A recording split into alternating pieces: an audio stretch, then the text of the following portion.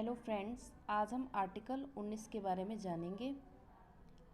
Article 19 जो है बहुत ज़्यादा इम्पोर्टेंट है हम लोगों के लिए। इसे कॉन्स्टिट्यूशन की बैकबोन भी कहा जाता है। इसमें पहले 7 प्रकार की स्वतंत्रता दी गई थी, लेकिन वर्तमान समय में 6 प्रकार की स्वतंत्रता है। और जो संपत्ति का अधिकार था उसे मूल अधिकार से हटाकर विधिक अधिकार बना दिया गया है। तो इसमें सबसे 19 का भाग फर्स्ट है जो उसमें है अभिव्यक्ति की स्वतंत्रता।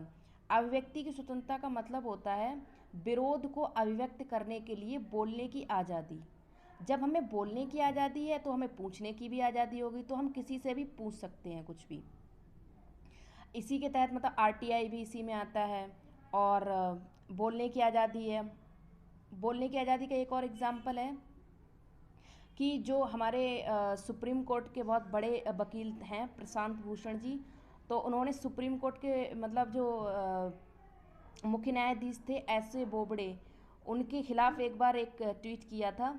तो वो जो ऐसे बोबड़े साहब थे वो मतलब नागपुर में कहीं गए हुए थे, तो बीजेपी नेता की 40 लाख की बाइक चला रहे थे, वो भी राजभवन परिसर में without mask and without helmet, और सोशल डिस्टेंसिंग का भी पालन नहीं कर रहे थे। तो इन्होंने ट्वीट किया कि यहाँ जनता जो है न्याय के लिए तरस रही है, और जो मुख्य न्यायाधीश हैं वो मतलब बाइक चला रहे हैं इतनी महंगी और without social distancing without mask. तो अब ये सुनकर मतलब पूरा सुप्रीम कोर्ट हिल गया कि मतलब ऐसे कैसे बोल दिया, कोर्ट की अवहेलना कर दी। तो सुप्रीम कोर्ट के जो जज थे उन्होंने कहा कि आप इस बयान को हटाइए, आप इस बयान को हटाइए वरना आपके खिलाफ कार्यवाही होगी। तो उन्होंने कहा ना ही हम इस बयान में फेरबदल करेंगे और ना ही इस बयान को चेंज करेंगे। तो फिर मतलब इन पे जब फैसला आने का टाइम हुआ तो लोगों ने सोचा कि पता नहीं कैसा फैसला आएगा। तो इनके खिलाफ मतलब इनमें दोषी ठहराया गया और 1 रुपये का जुर्माना लगाया गया। तो हमारे कॉन्स्टिट्यूशन में मतलब बहुत अच्छा हमारा कॉन्स्टिट्यूशन है। हम किसी के भी खिलाफ बोल सकते हैं, लेकिन एक मर्यादा में रहकर, अगर वो गलत है तो हम बोल सकते हैं। अभिव्यक्ति की स्वतंत्रता है हमें पूरी। तो इसी प्रकार के आप बोलने की मौन रहने की आज़ादी, हमें मौन रहने की आज़ादी है। जैसे किसी की डेथ हो गई तब मौन रहने की आज़ादी है, कुछ भी है। ऐसे मीडिया को भी आज़ादी है, मीडिया कहीं भी मतलब, लेकिन एक मर्यादा में रहकर। अब क्या आजकल तो एकदम इनका अलग ही सिस्टम चल रहा है।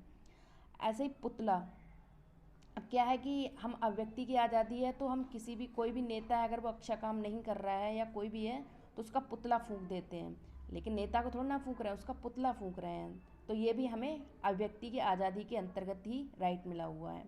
झंडा, अब जैसे मैच चल रहा है, इंडिया जीत गई तो लोग मतलब झंडा लहराने लगते हैं, तो ये भी हमें अभिव्यक्ति की आज़ादी के अंतर्गत ही मिला हुआ है राइट। आरटीआई ये भी इसी के अंतर्गत है। अब इसके बाद सेकंड नंबर 19 का भाग जो 2 है, इसमें क्या है, सभा यानी कि असेंबली।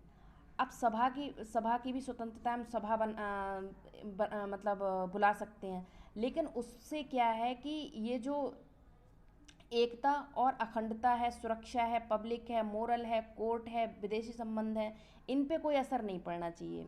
मतलब हमारी इंटीग्रिटी और सोबरनिटी पे कोई भी इसका इफ़ेक्ट नहीं पड़ना चाहिए। सुरक्षा, पता चले कि सभा हो रही है और वहाँ पे किसी को पाठ पढ़ाया जा रहा है कि आप नक्सलवादी बन जाइए, आप आतंकवादी बन जाइए, तो इस प्रकार की सभा जो है नहीं चलेगी, और क्योंकि उससे सुरक्षा खतरे में पड़ सकती है।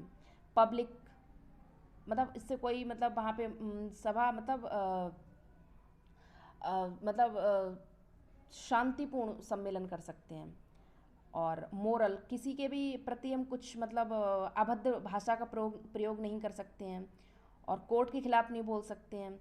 और विदेशी संबंध का मतलब है, मान लो यहाँ यूएसए के प्रेसिडेंट आए हुए हैं, पता चला कि किसी ने कहा हमें तो राइट है बोलने का, तो उन्होंने ट्रम्प को ही गालियाँ सुना दी, तो ऐसा नहीं है, पुलिस तुरंत अंदर कर देगी। तो मतलब कुछ चीज़ें हैं उन्हें फॉलो करना होगा।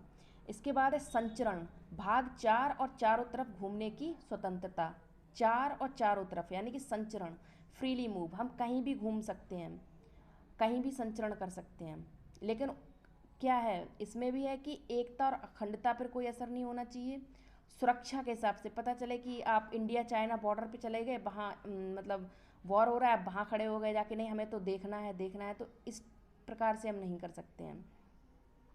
इसके बाद है निवास और बसने की स्वतंत्रता। हम कहीं भी निवास कर सकते हैं और कहीं भी बस सकते हैं। पहले जम्मू कश्मीर में नहीं बस सकते थे, लेकिन अब वहाँ पे भी हमें बसने का राइट मिल गया है। संपत्ति का अधिकार। संपत्ति का अधिकार पहले था, लेकिन अब इसे हटा दिया गया है। इसे क्यों हटा दिया गया है? अब जैसे संपत्ति के अधिकार में क्या है कि कहीं से सरकार, मतलब जो मूल अधिकार हैं उनकी रक्षा कौन करता है? Supreme court. पता चला कि सुप्रीम कोर्ट अब उसकी रक्षा करता है। तो अब कहीं से, मतलब एक एग्जांपल बता रही हूँ, संपत्ति के अधिकार से